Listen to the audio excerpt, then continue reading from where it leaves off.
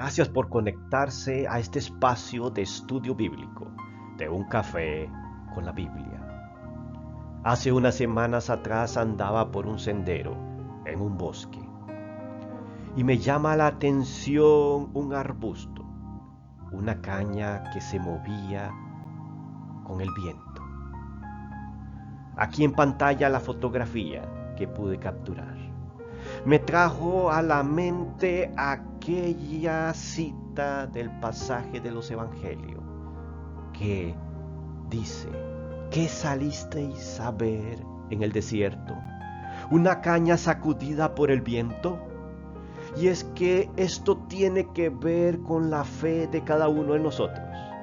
En algún momento podemos dudar. Puedes que hayas escuchado la Escritura, conocido al Señor, o tenga 10, 15, 20 o 30 años de estar en una iglesia asistiendo los domingos. Pero las circunstancias de la vida en algún momento nos pueden hacer mover la fe como una caña sacudida por el viento. Y podemos preguntarnos: ¿será Jesús el Salvador?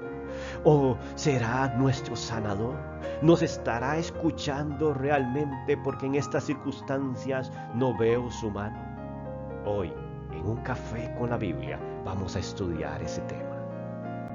La reflexión de hoy se basa en Mateo capítulo 11, del verso 1 en adelante. Búscalo en tu Biblia o léelo aquí en pantalla conmigo. Mateo capítulo 11, verso 1 en adelante dice: Y sucedió que cuando Jesús terminó de dar instrucciones a sus 12 discípulos, se fue de allí a enseñar y a predicar en las ciudades de ellos. Jesús, la misión de él era predicar y enseñar. Y mira lo que comienza a pasar en el verso 2. Y al oír Juan en la cárcel de las obras de Cristo, mandó por medio de sus discípulos a decir: ¿eres tú el que ha de venir o esperamos a otros? Aquí Juan el Bautista es encarcelado por Herodes. Juan el Bautista ya había menguado. Cuando Juan bautiza a Jesús, dice que es necesario que éste crezca y que yo mengüe, refiriéndose a Jesús, que debía crecer su ministerio. Y ya Juan había terminado su ministerio, el de preparar el camino al Señor. Pero Juan en algún momento de su vida puede haberse preguntado: bueno, yo estoy aquí en la cárcel, Jesús ha sanado enfermos, ha libertado de demonios a otras personas. ¿Por qué me encuentro aquí en la cárcel, en esta situación? ¿Será que este no es el Mesías realmente? Algunos historiadores y teólogos hablan de que Juan no dudaba de Jesús, de que era para que los discípulos de Juan entendieran quién era Jesús. Pero yo creo que el pasaje lo que nos está insinuando es que Juan en algún momento pudo haber tenido una duda acerca de Jesús, porque él estaba en la cárcel. Y como personas que hemos confiado en el Señor en algún momento de nuestra vida, podemos dudar si Jesús o si Dios nos está escuchando en algún momento, en esa tribulación. En ese momento, ¿será que Dios nos volvió la espalda? Esa era la pregunta que tenía Juan. Pero Jesús no se la reprocha de mala forma. Dice que le responde de la siguiente forma. Ve al verso 4. Y respondiendo Jesús le dijo: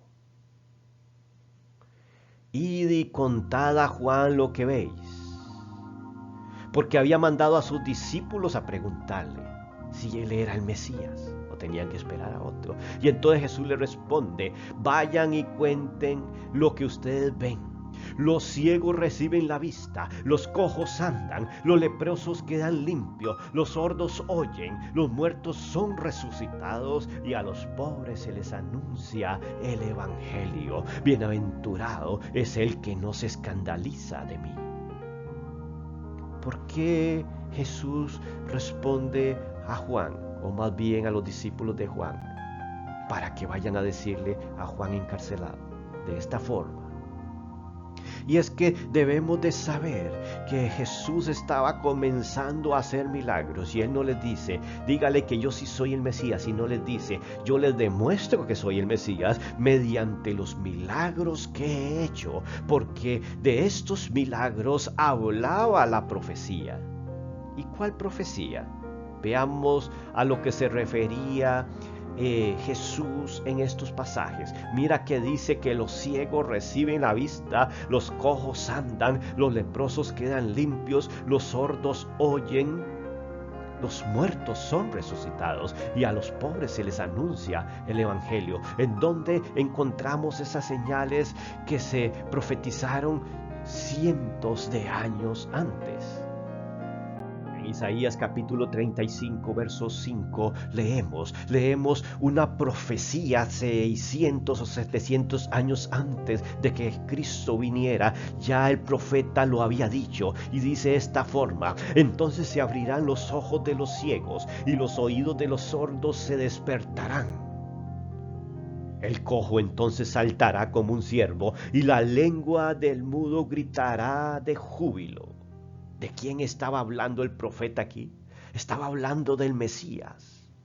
Esas señales iba a poner el Mesías en las personas. Y también dice Isaías 61:1: el Espíritu del Señor está sobre mí, porque me ha ungido el Señor. ¿Para qué? Para traer buenas nuevas a los afligidos. Me ha enviado para vendar a los quebrantados de corazón, a proclamar libertad a los cautivos y liberación a los prisioneros.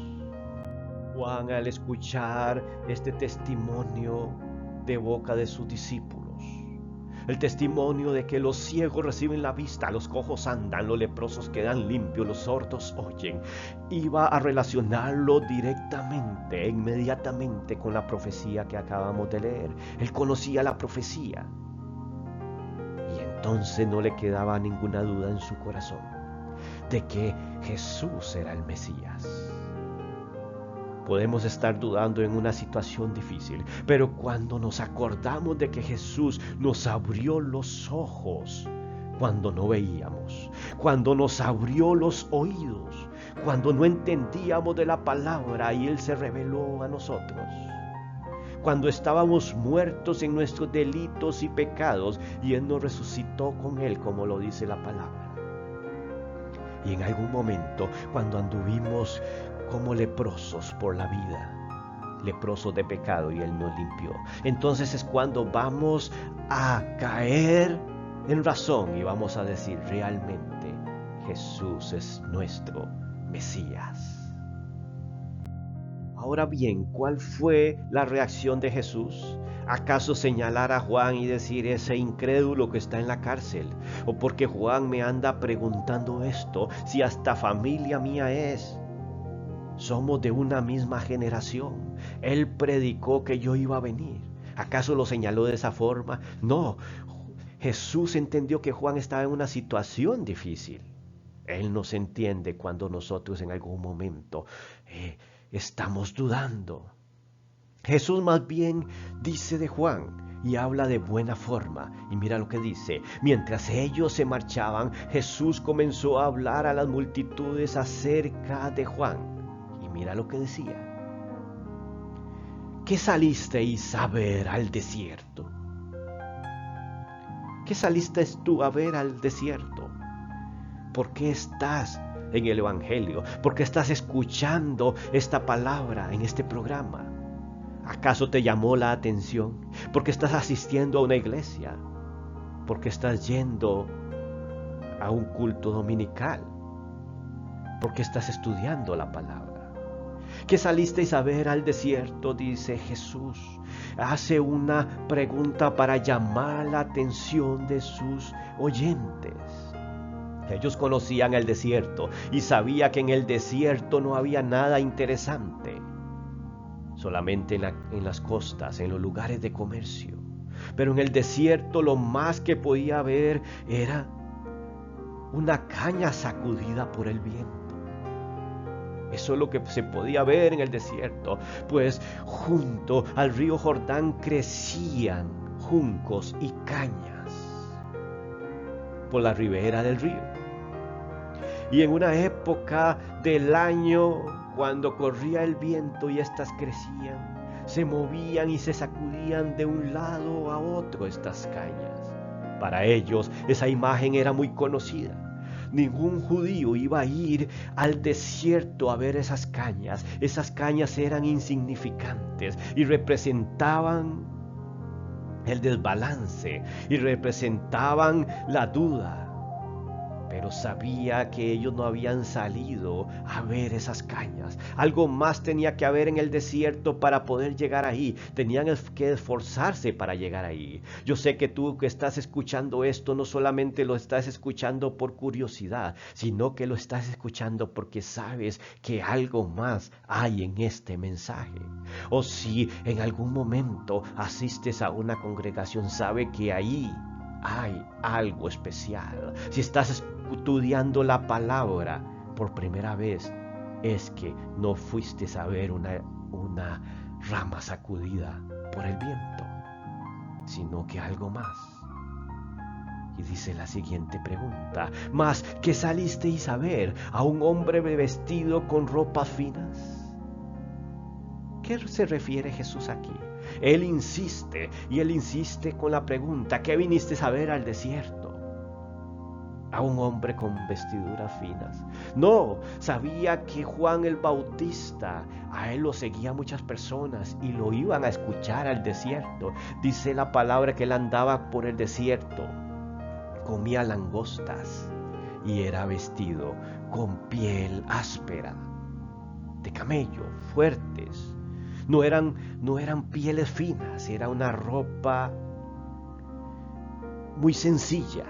Y entonces Jesús dice: ustedes no vinieron a ver por cómo vestía ese hombre. Un hombre vestido con ropas finas o espléndidas. No, eso no fueron lo que salieron a ver. Mirad, los que usan ropas finas están en los palacios de los reyes, dice Jesús. Como quien dice, haciendo una retrospección, una reflexión en aquellos que le escuchaban. Cuando ustedes fueron al desierto, fueron porque escucharon una palabra diferente, un llamado diferente, que Juan el Bautista hablaba directamente de Jesús. Nunca habló de él. Pero ¿qué salisteis a ver? Insiste Jesús, como quien dice un énfasis. ¿Por qué vinieron a escucharme? Porque escucharon a Juan. Y saben ustedes mismos en su interior que algo tiene este mensaje. Y es que hoy hay personas que no quieren reconocer, pero les llama la atención el evangelio. Pero ellos dicen: no, a mí eso es pura religión, yo no quiero caer en otra religión. Pero en su interior, ahí en su ser más íntimo, sabe que algo diferente tiene el mensaje de Jesús. Y dice Jesús: ¿qué salisteis a ver? ¿A un profeta acaso? Y Jesús mismo responde la pregunta, dice: sí, y os digo, y uno que es más que un profeta. Ya ahí Jesús comenzó a hablar de Juan, que era más que un profeta, porque él dice que fue el último profeta. Hubo entre Juan y el último profeta 400 años de silencio, donde la palabra de Dios no se proclamaba, donde había un silencio de los profetas. Y es cuando Jesús vino a la tierra. Entonces Juan salió como el último de los profetas. Es donde se da el paso del Antiguo Testamento al Nuevo Testamento. Y dice lo siguiente Jesús: este es de quien está escrito. Jesús ratifica la profecía. Mire lo que estaba escrito de Juan. Este es de quien está escrito: he aquí, yo envío mi mensajero delante de tu faz, quien preparará tu camino delante de ti. Estaba pronunciando la profecía. De Juan también se había hecho una profecía. Un profeta había hablado de Juan, no solamente de Jesús. Mira que el plan de Dios se habla desde cientos de años atrás. Las profecías que hoy se cumplen en nuestros días fueron habladas hace cientos y miles de años atrás por los hombres de Dios que Él llamó a profetizar. En Isaías 43 encontramos la respuesta a la profecía a la cual Jesús se estaba refiriendo. Y dice, una voz clama, preparad en el desierto camino al Señor, allanad en la soledad calzadas para nuestro Dios. Está hablando Isaías de que un hombre tenía que ir a preparar el camino del Señor. Tenía que ir a abrir como representante, recordarle aquella promesa que había hecho cientos de años antes. Ese era el momento cuando Jesús salía al encuentro de aquellas personas, de aquellas multitudes.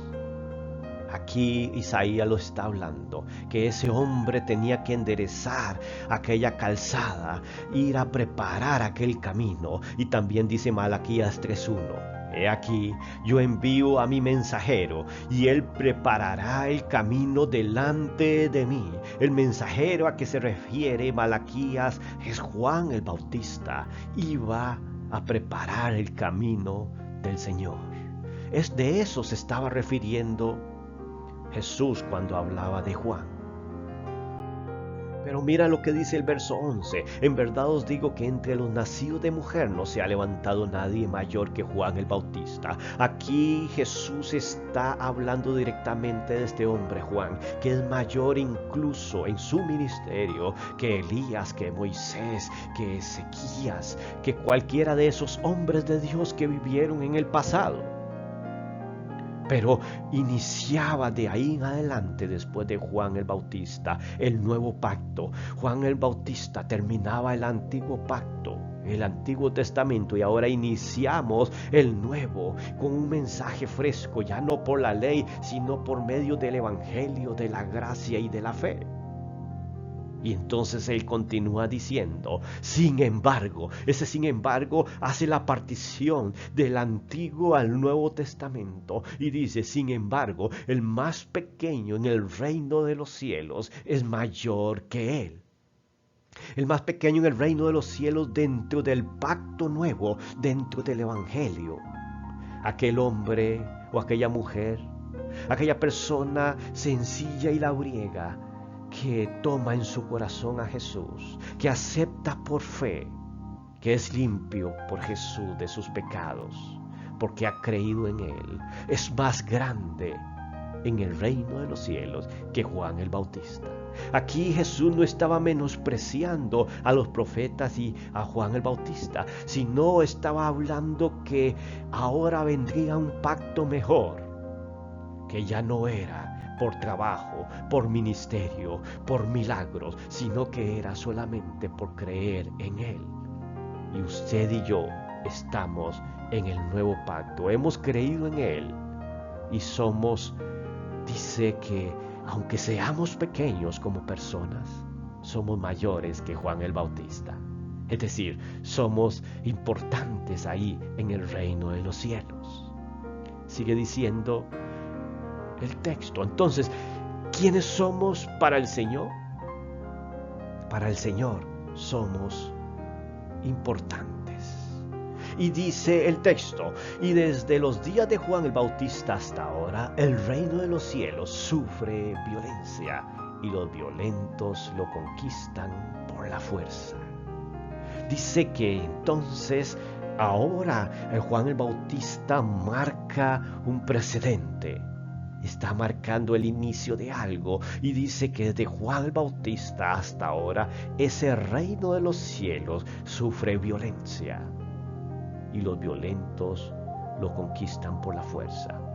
Está hablando de que vendrá gran oposición al reino de los cielos, que en algún momento vamos a tener que pelear por el reino de los cielos, que vamos a tener pruebas, vamos a tener desalientos, pero debemos de luchar, porque solamente de forma violenta podemos tomarlo. No podemos ser pacíficos en el reino de los cielos. Debemos de defender nuestra fe y mantenernos hasta el final, porque el que persevere hasta el final, ese será salvo, dice Jesús.